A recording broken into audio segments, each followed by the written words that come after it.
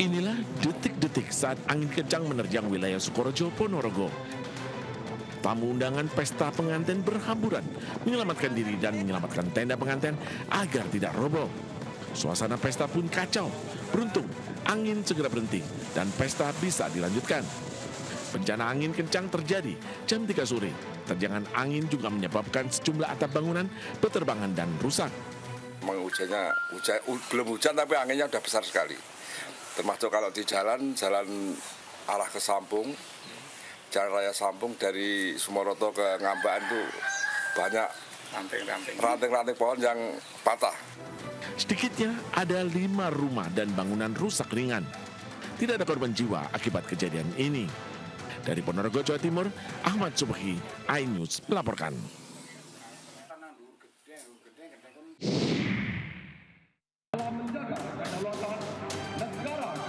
Viral di media sosial, bendera merah putih berukuran besar, robek dan melayang di udara saat persiapan peringatan HUT ke-80 TNI. Peristiwa tersebut akibat material bendera yang tak kuat menahan hembusan angin kencang. Kapuspen TNI Maijen Freddy Ardiansyah memberikan penjelasan terkait peristiwa robeknya bendera berukuran raksasa tersebut.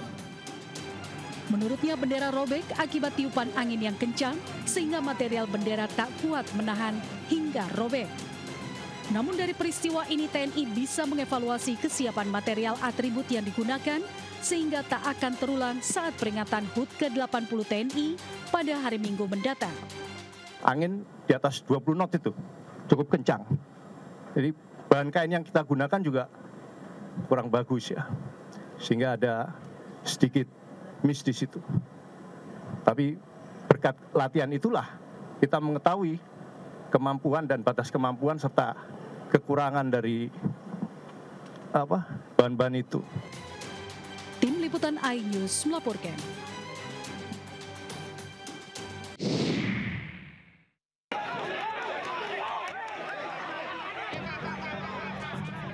Dengan menaiki puluhan truk, masa pendukung Bupati Sudewo memadati area pendopo Kabupaten Pati.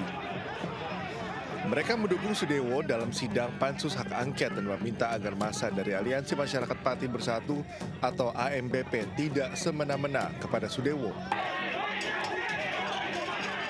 Kericuhan pecah saat anggota AMPB hendak memasuki DPRD, namun dihalangi dan dikeroyok oleh massa pendukung Bupati Sudewo.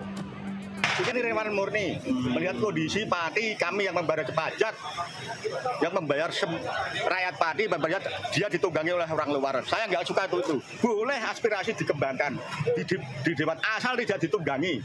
Karena tidak pada Dewan belum ada sah hukum tetap dia tersangka atau apapun sudah didomain begitu rupa. Para relawan menilai jika kerusuhan yang terjadi di Pati ada yang menunggangi dan ingin menjatuhkan Bupati Sudewo. Dari Pati, Jawa Tengah, Vindi Agil, iNews melaporkan.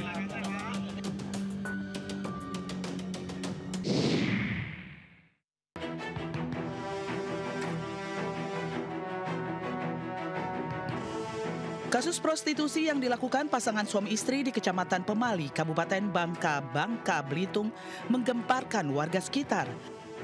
Pasalnya, prostitusi dilakukan di kediaman mereka di tengah pemukiman warga. Awalnya sang suami yang berinisial AA menginstal aplikasi kencan di ponsel istrinya. Setelah banyak mendapatkan respon dari pelanggan, muncul niat sang suami untuk menawarkan sang istri kepada para lelaki hidung belang dengan tarif 200 hingga 400 ribu rupiah per sekali kencan.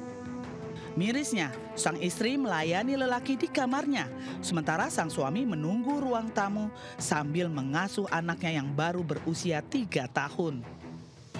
Prostitusi tersebut telah berjalan selama kurang lebih 3 bulan dan sudah melayani 15 lelaki.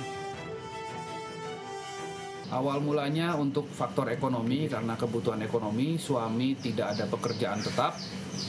Namun kemudian setelah dilakukan menjadi keseharian, suami menggunakan sebagian uang hasil menjual istrinya untuk judol. Akibat perbuatannya, pelaku wanita terancam hukuman 1 tahun 4 bulan penjara, serta pelaku pria terancam hukuman 12 tahun penjara.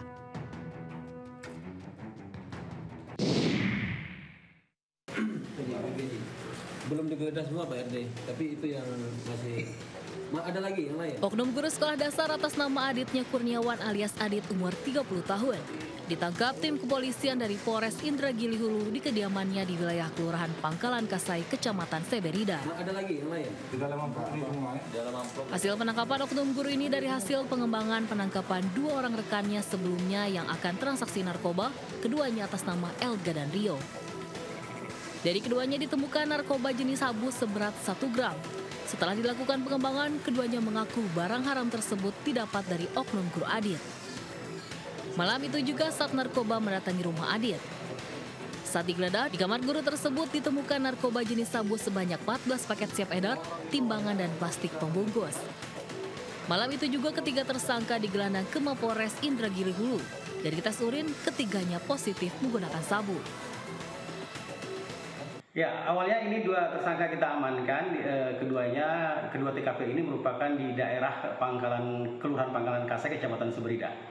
Iya, untuk selanjutnya gimana ini?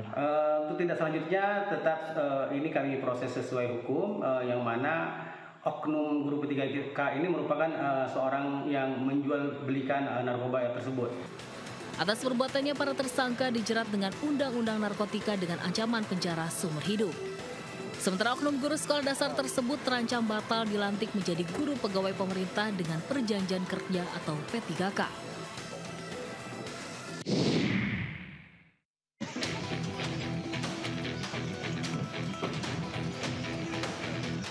Penangkapan kurir narkoba jaringan internasional jalur laut oleh tim Subdit 4 Ditipit Narkoba Bareskrim Polri dan Bea Cukai di area pelabuhan Roro, Sepankin, Bengkulu, Riau.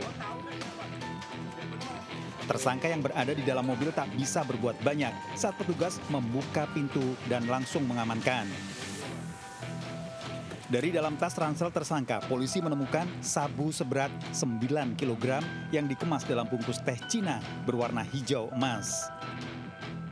Tersangka mengaku berperan sebagai kurir yang dijanjikan upah 100 juta rupiah oleh seorang yang saat ini masih diburu polisi. Tersangka dan seluruh barang bukti sudah dibawa ke Mabes Polri untuk penyelidikan lebih lanjut. Dari Bengkalis, Riau, Helmi Sajangbati, iNews melaporkan.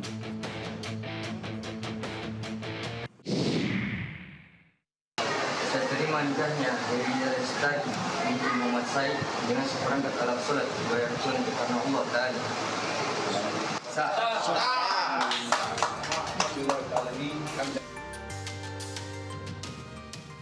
Untuk kesekian kalinya, Polres Goa memfasilitasi pernikahan para tahanannya. Seperti pada Hanafi yang mengikat janji suci di dalam rutan Polres Goa. Ahmad Hanafi menikahi kekasihnya yang bernama Dewi yang juga tahanan Polres Goa menggelar ijab kabul di depan ruang sel tahanan. Proses ijab kabul pun disaksikan oleh orang tua kedua mempelai, Kapolres Goa, Kasat Tahti, dan Kasat Narkoba.